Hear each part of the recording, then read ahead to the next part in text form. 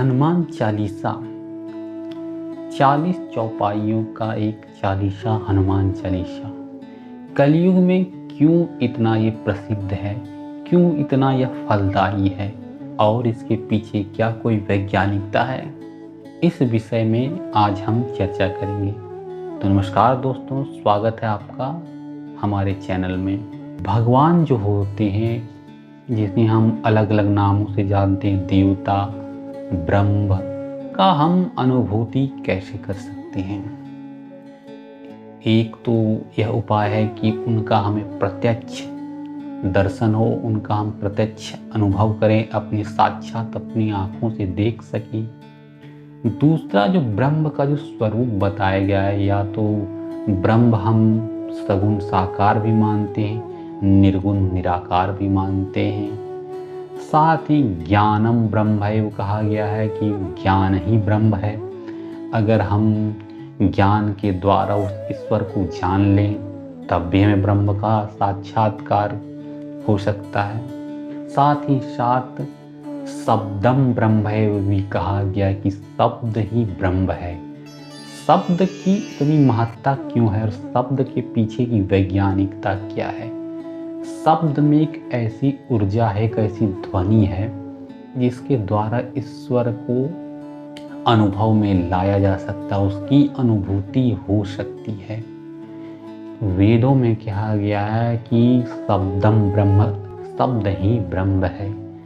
हनुमान चालीसा की जो चौपाइयाँ हैं, उनके शब्दों के उच्चारण में ऐसा ऊर्जा है, एक ऐसा शक्ति है जो कि मनुष्य के कल्याण, चाहे वह किसी भी रूप में हो, चाहे वो आध्यात्मिक कल्याण हो, भौतिक कल्याण हो, या फिर उसका पारमार्थिक कल्याण ही क्यों ना हो, सभी रूपों में, दैहिक हो, दैविक हो या भौतिक हो, तीनों रूपों में उसका कल्याण यह हनुमान चालीसा करा सकती है।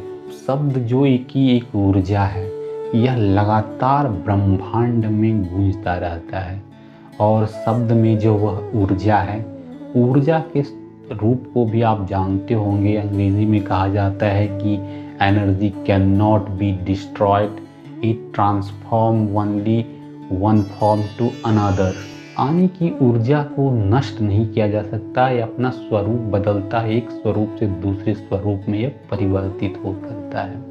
दरअसल जो शब्द को ब्रह्म कहा गया है कि शब्द के द्वारा हम उस ब्रह्म को अनुभव कर सकते हैं, उसकी अनुभूति हमें प्राप्त हो सकती है, उस ब्रह्म को हम अपने जीवन में महसूस कर सकते हैं, अनुभव कर सकते हैं।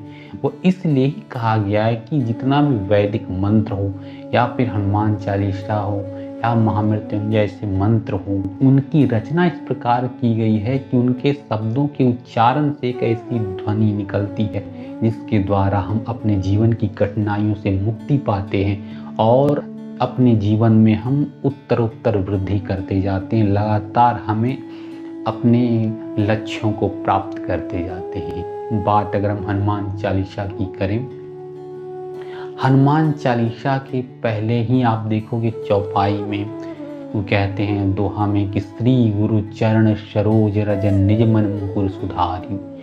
हनुमान जी को तुलसीदास जो हैं वो अपना गुरु मानते हैं। और गुरु मानते क्यों हैं वो, गुरु का कार्य क्या होता है।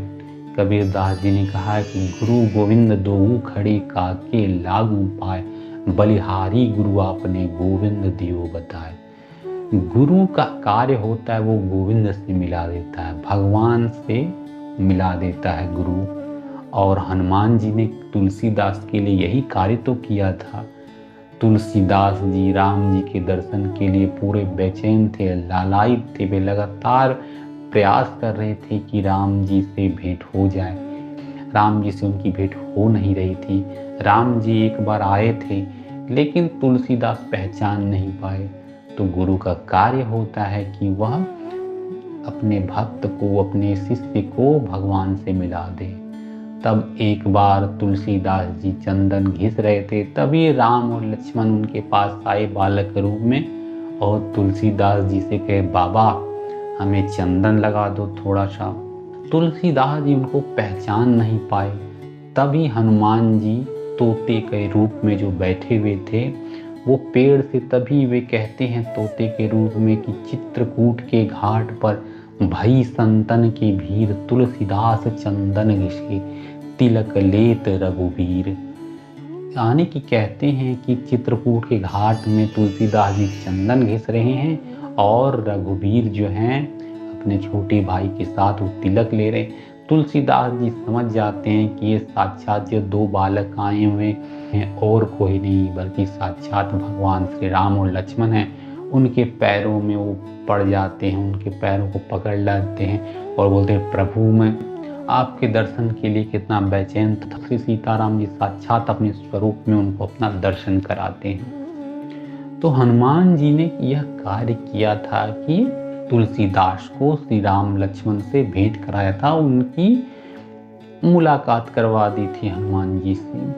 कहते हैं कि जो भी हनुमान चालीसा को पढ़ेगा उनके जीवन में भी यही जो है, उनके जीवन में कोई भी कष्ट हो, चाहे वह रोग हो, चाहे उसे किसी भी प्रकार की कोई प्राप्ति हो, कोई भी सुख चाहिए तो वह हनुमान चालीसा को पढ़कर प्राप्त कर सकता है। और इसकी गारंटी क्या है, तो हम हनुमान चालीसा में ही कहते हैं तुलसीदास जी की जो यह पढ़े हनुमान चालीसा हो सिद्धि साखी गौरीशा। तो इसमें किसको वो अपने गवाही दे रहे हैं कि हो सिद्धि साखी गौरीशा। वो इस गौरीशा यानी कि गौरी के ईश यानी कि भगवान शंकर से वे शपथ दिलवा रहे हैं कि जो इसको पढ़ेगा हनुमान चालीसा का उसके जीवन में जरूर इससे ही लाभ होगा। और इसके साक्षी कौन है? भगवान शंकर, भगवान महादेव इस बात के साक्षी हैं। और हनुमान चालीसा पढ़ने से क्या होगा, तो कहते हैं कि सब सुख लहे तुम्हारी शरणा। जीवन में आपको किसी भी सुख की कामना हो, हनुमान चालीसा का अगर आप पाठ करेंगे तो सारे सुखों की प्राप्ति आपकी होगी हनुमान जी के ही द्वारा।